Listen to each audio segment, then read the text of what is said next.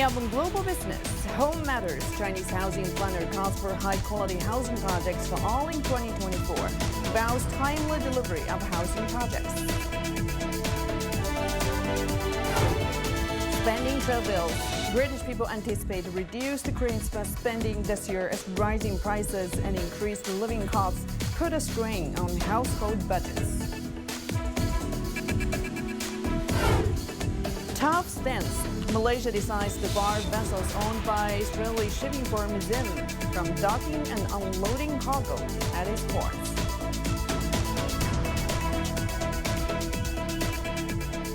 Hello and welcome to this edition of Global Business on CGTN. I'm Guan Xing in Beijing. China has reaffirmed its commitment to tailoring specific policies for different cities with the aim of streamlining high-quality housing projects and ensuring the prompt delivery of homes to buyers.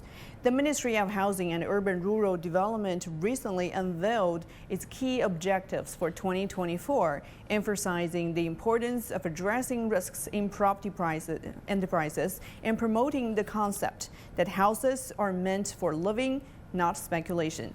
The ministry's priorities extend beyond the policy customization. They also include ensuring the timely delivery of housing projects, strengthening oversight of pre-sale funds, and addressing the financing needs of real estate enterprises operating under diverse ownership models. In addition, officials have called for the implementation of the three major projects, an initiative aimed at expediting the resolution of housing issues for new urban residents, young people, and migrant workers. China's National Conference on Industry and Information Technology held recently has identified stable industrial growth as a top priority for 2024. The Ministry of Industry and Information Technology expects the annual industrial added value to grow by more than 4.3% this year, while maintaining the first place in the world in terms of overall scale for the 14th consecutive year. To achieve this, the ministry will implement manufacturing technology upgrading projects, support equipment upgrades for enterprises, promote the development of new electric vehicle battery swap models, and encourage the application of the Beidou navigation satellite system and satellite internet. The upcoming session of the 14th National People's Congress Standing Committee is set to review draft laws affecting people from all walks of life in China. As Sun Ye reports, that includes legislative proposals on food security and charitable fundraising. The 5-day session of the 14th NPC Standing Committee is set to begin on December the 25th.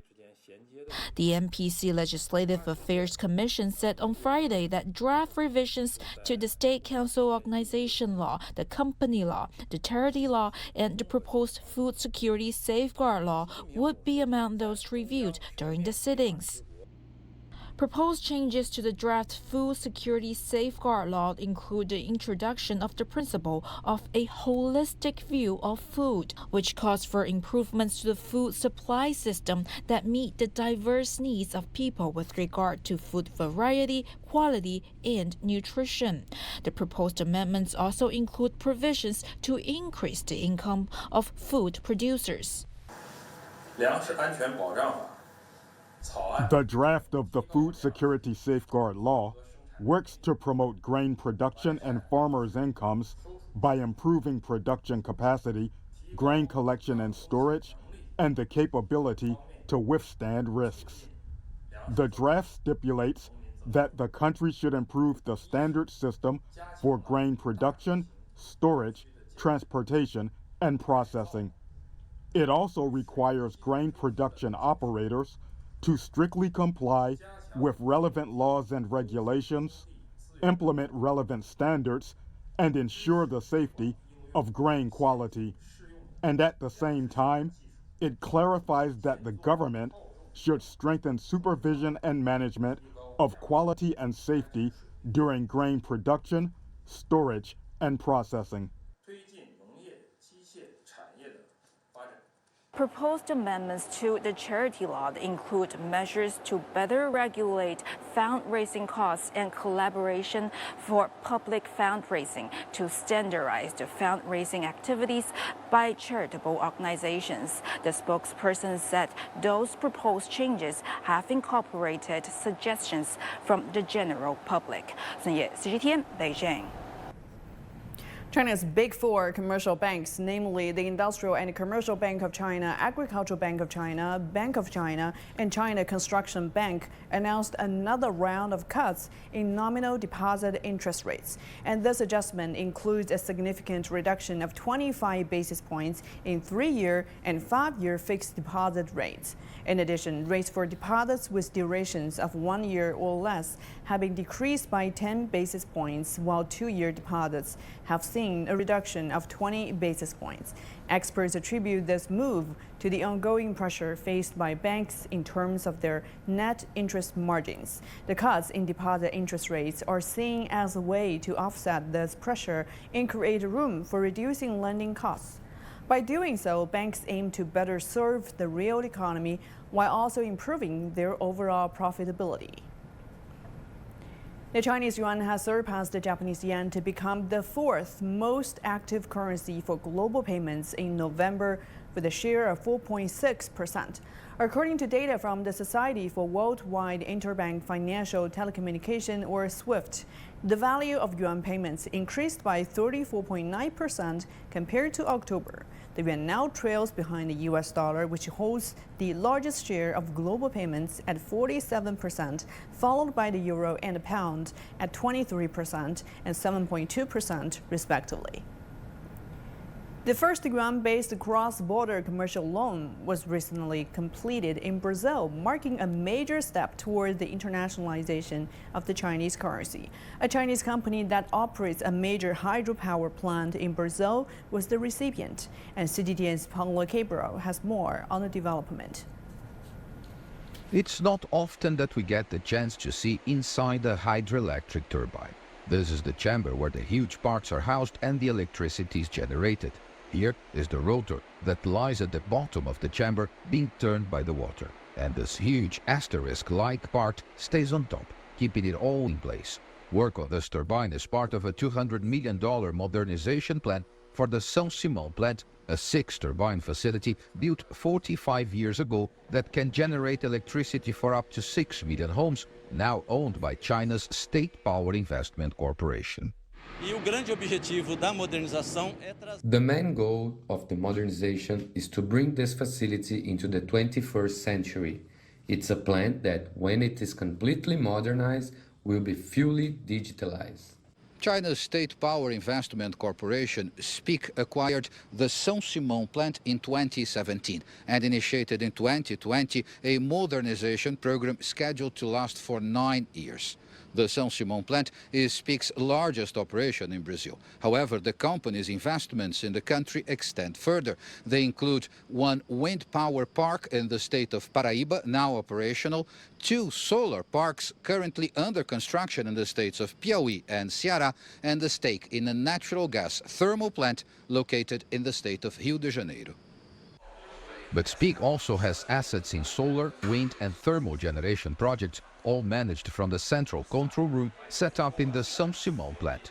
This fall, SPIC received the first commercial loan denominated in yuan in Brazil. It was a total of 2.2 billion yuan, equivalent to about $300 million from the Bank of China, China's Communications Bank, BOCOM, Deutsche Bank, and the Industrial and Commercial Bank of China, ICBC. SPIC's CEO in Brazil says it will be used to provide working capital for the company as it continues to expand activities in the country. It's important to look at the liquidity flows in the world. So what we are looking is that there is a very high level of liquidity in that side of the world, Asia specifically, and very low interest rates nowadays. Both Brazil and China are interested in creating an alternative to the dollar system, which is not just paper money, but a whole financial infrastructure. And this first loan, I think, shows the realization of this desire. Obviously, it still has a very small scale compared to the entire dollar financing system, but I think it points to this new moment of questioning. In the city of Saint-Simon, the hydropower plant is an important driver of the economy. This restaurant, for example, credits the plant and the new work being done there for boosting its business. Today, my restaurant serves around 300 to 400 people a day, thanks to speech. We are going to open another unit by the lake. Initially, it will be to especially cater to the personnel that's working on the modernization of the plant. Brazil has a lot to do to improve its infrastructure. Commercial loans in yuan and other global currencies can be a way to increase access to funds for investors interested in this task and opportunity. Paulo Cabral, CGTN, São Simão, Brazil. We're now heading for a short break. Still to come on the program. British people anticipate reduced Christmas spending this year as rising prices and increased living costs put a strain on household budgets.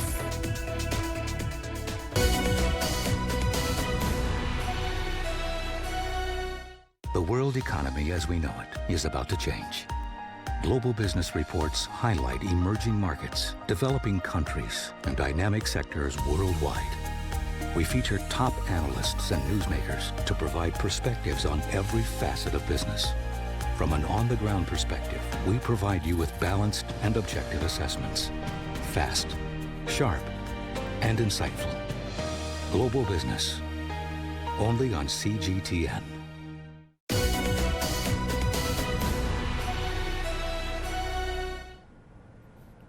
As the Christmas holiday approaches with only 2 days left, there are noticeable changes happening this year in European countries.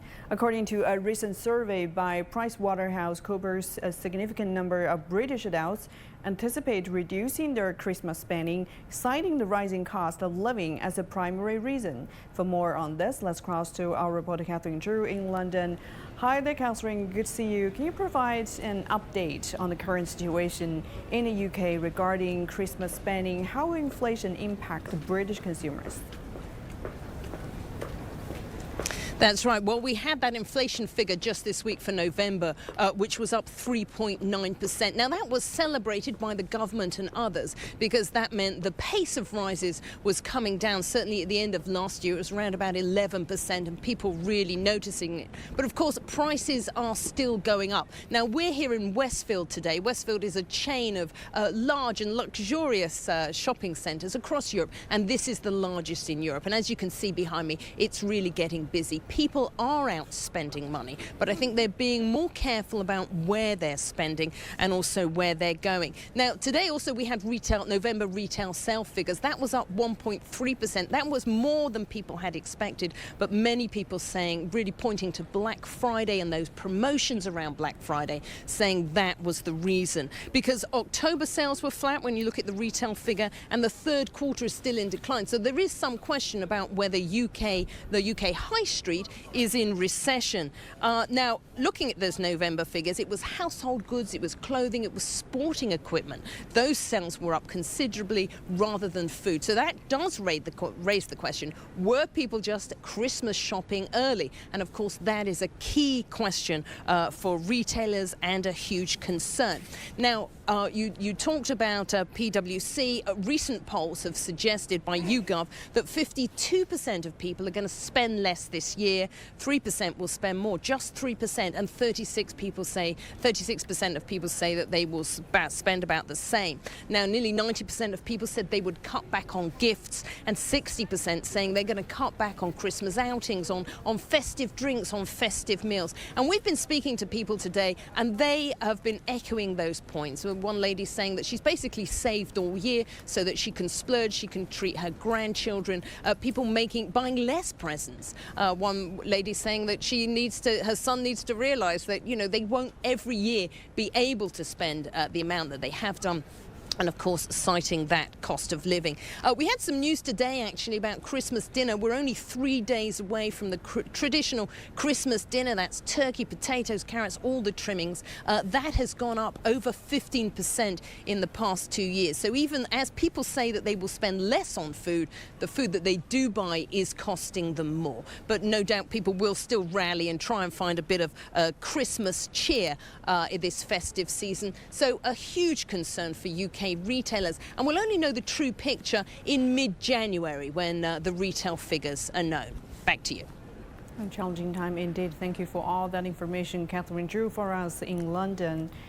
It's the holiday shopping season, a peak time for retailers around the world, but luxury stores have seen a slowdown in sales over the past couple of years. High-end shoppers haven't been spending as much. In London, it's especially noticeable since the UK stopped operating its tax-free shopping perk for tourists. And Junwei Sum reports. Christmas lights are sparkling on London's famed Regent and Bond Streets, the heart of festive shopping for both locals and tourists alike. But ever since the COVID-19 pandemic, the number of tourists eyeing the shops has been going down. The travel lockdowns are over, but the UK's pause on tax-free shopping for tourists has not restarted. It ended in 2020 as part of Brexit. There's that pent-up demand from the post-pandemic where people are wanting to experience London in the way they did. But what we're seeing is, although they're not enjoying it for as long or spending as much as they did, and particularly when it comes to shopping. CEBR, a consultancy, estimates that the loss of tax-free shopping is costing the UK economy more than $13 billion each year. No wonder a slew of Britain's largest luxury brands and retailers are lobbying for its return. We've heard from some brands that they're prioritising Paris for investment in their stores, or even new openings of brands that don't exist in London are prioritising Paris because they're seeing the sales and the people there, shopping. Data from international tax refund company Global Blue shows that travellers from the US, China and Gulf countries, all keen to shop, are flocking to Paris and Milan instead. Tax breaks there mean an automatic 20% discount. Some Chinese shoppers on the duty-free shopping haven of China's Hainan Island say the lure of London is fading. When we went shopping at Harrods in the UK, the prices were a lot cheaper than those in China, and you could claim a tax refund too. But the whole tax refund process is rather complicated. Unlike duty-free shopping in Sanya, whatever we buy here is already tax-free. While there are still plenty of reasons to visit Britain, businesses will want to ensure there are also reasons for tourists to spend big. Junwei Sum, CGTN. And now for more discussions on holiday season consumption, let's bring in Liu Zhiqing, a senior fellow at the Chongyang Institute for Financial Studies of the Renmin University of China. Great to see you again, Mr. Liu. So from your observation, how does inflation impact consumer purchasing power and behavior during this year's holiday season? As we know, the Christmas Day is a very important traditional festival in Europe, in many countries.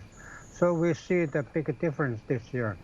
So it's quite interesting that I just not long ago that I came back from Europe. I visited some key countries in Central Europe, in Switzerland, Germany, and Austria. So I found that something very different. You see, first I think that people there feel very depressing that to spend their more money because of not only the inflation pressure, but also on other uncertainties. The inflation, as we mentioned already, that the price is high up, and also all this consumption price is really very tough for the people that, because compared to the income, there's already a slight decline. So the people feel very upset and pessimistic. They are very cautious that to spend more money even during this very important Christmas Day. I visited some more Christmas market in railway station, in the street, or in the squares of the city, but few people there. At the very beginning, that many young people joined crowded, but few people to buy it, because many people, I asked them what they are going to buy for Christmas. Normally they just spend more money to send gifts to each other. Nowadays they are much more concerned about food security and also food price. So in this sense, we see that really a big decline or pressure from the inflation or the other geopolitical tension around the world. So in this way, that we can see that many people told me that they are very pessimistic about the next year, because the expectation for the next year is very poor. From IMF or World Bank already forecast a very low growth rate next year. So that's why many people are trying to save more money for the next year, for more difficult time. It must be very hard for the retail industry as well. How are they coping? That's true. The retail feel high pressure for 2 points. First, many retailers cannot continue to make any business. So many shops are closed down. I found many shops before years, but nowadays they changed a lot. That many still closed till unlimited time, and they have an announcement, the paper on the door. And secondly, many retailers try to switch their business for some more under other products, no more for the Christmas festivals, or that's for something very special, typical products. So this is very popular for the retailers. They feel that because of two reasons. One is the transportation is quite poor in Europe, because it increased the price and also uncertainty of delivery time. And the delivery system is very bad because of this connections between cities and areas is quite difficult, very chaotic. So in this way, that many retailers try to switch their business in other ways. But for only few traditional so-called time-honored retailers, they still remain. But they feel that the price and also inflation and social security are three the major pressures on their business. With the Federal Reserve pausing rate hikes and the European Monetary Authority also turned dovish, what is the expected outlook for inflation in European countries next year? I should say that this outlook for the inflation of the next year in European countries, many people have very pessimistic, very poor forecast. And eventually, many people have doubt the reason why the U.S. Fed pausing this raising rate, or they have continued to increase their interest rate. But now suddenly they stopped, and they are now doubt to question. They even ask me what I'm thinking as a foreigner to see such situation, whether the U.S. Fed is really the purpose for the raising rate is really for covering the inflation, or they have other political reasons behind it. I said this is really complicated, because many people try to realize more facts and more truth behind this scenario. Such things that can happen only in the United States. If, as we already mentioned, that to raise the raising rate or down or slow or drop the rate is not the way, it's not the right tool to control inflation. The inflation related to the supply chain. But in the one hand, they decouple from China, from other countries. And on the other hand, they just try to control the raising rate in order to control the whole US dollar market, the inflow and outflow. This is their real purpose. So I think the people in European countries, they're really very doubtful, very questioning about the real situation in the United States, especially by the monetary policy. It will have great impact, especially negative impact on the world monetary policy and the monetary stabilization market. Well, I hope more politicians can realize this fact. And thank you very much for your insights. That was Liu Zhiqing, a senior fellow at the Chungyang Institute for Financial Studies of the Renmin University of China for us. And now let's take a look at some other business news from around the world. Indonesian President Joko Widodo announced on Friday that his government has secured rice import commitments from India and Thailand totaling 3 million metric tons. The imports are expected to help bolster Indonesia's rice supply for 2024. Angola said on Thursday that it would withdraw from the Organization of Petroleum Exporting Countries after 16 years of membership due to ongoing dispute over oil production quotas that remains unresolved. Angola's oil minister said that the OPEC no longer serve the country's best interests. Angola's exit will bring the OPEC down to 12 members.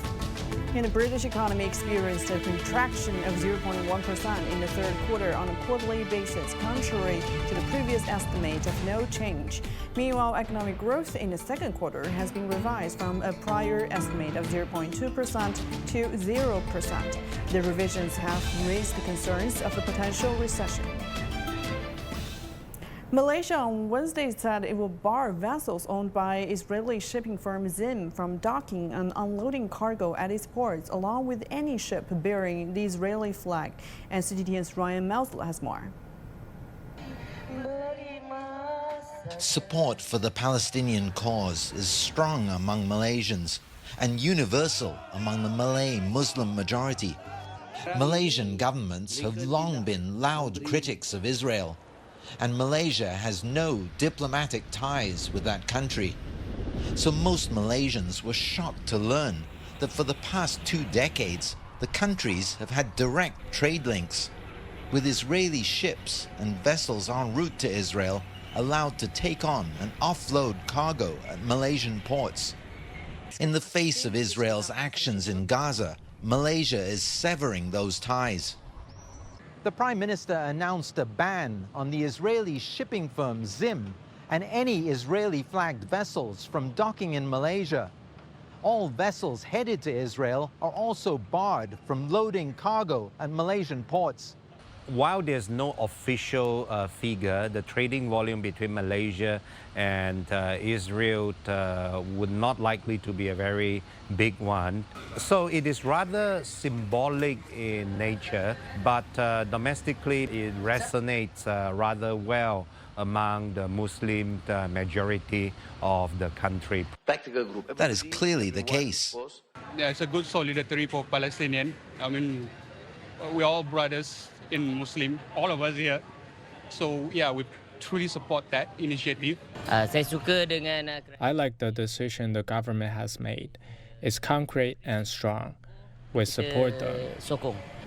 Online, some non-Malays are opposing the move, citing its possible impact on the economy.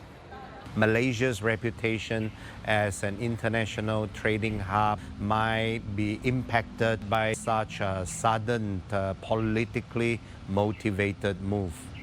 If and when Malaysia does reopen direct trade links with Israel, it's likely to do it quietly, like when it first established them in 2002. Ryan Meltzer, CGTN, Kuala Lumpur. I will leave you now with the customary celebrations and beautiful winter views, which mark the start of winter solstice, the 22nd Chinese solar term. I'm Guanxing in Beijing. Thank you for being with us. See you next time.